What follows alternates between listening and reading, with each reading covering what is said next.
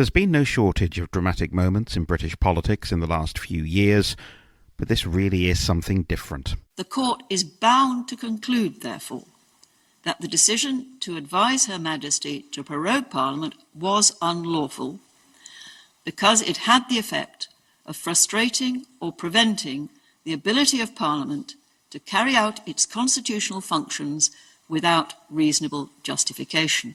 Most observers thought the Supreme Court would be too nervous to directly intervene in politics like this. Not only did the 11 justices rule the suspension of Parliament unlawful, they were unanimous. Parliament has not been prorogued. Consider for a moment what this means. Britain's highest court says the UK's Prime Minister broke the law. He misled the Queen. He misled Parliament. He misled the public.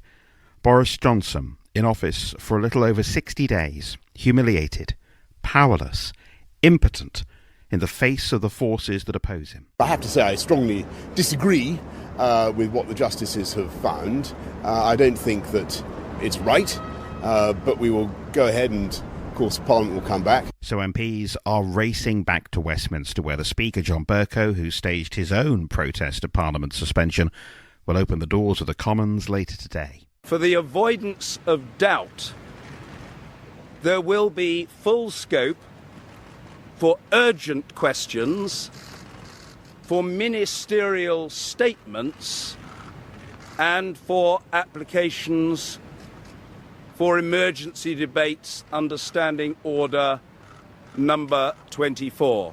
Boris Johnson, meanwhile, hot-foots it from the UN General Assembly in New York to an overnight flight back to the UK in time for the resumption of Parliament. I think the most important thing is we get on and deliver Brexit on October the 31st. And there's clearly the claimants in this case are determined to try to frustrate that and to stop that.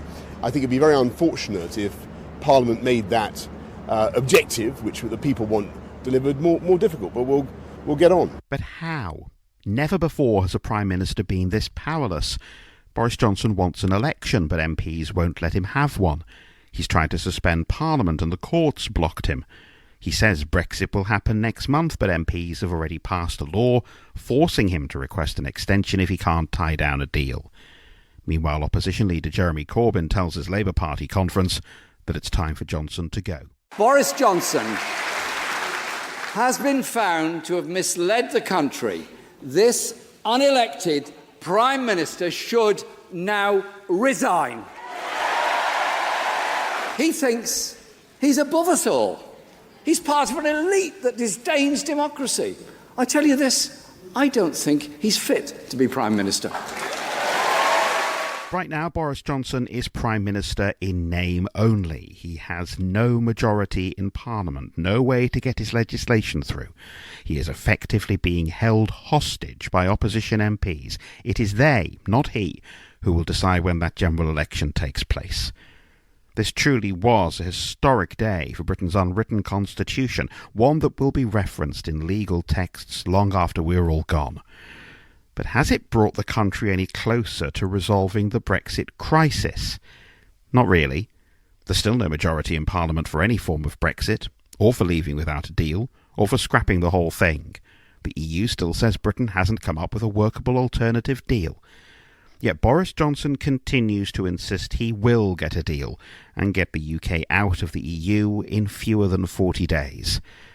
After yesterday's events, though, why would anyone believe him?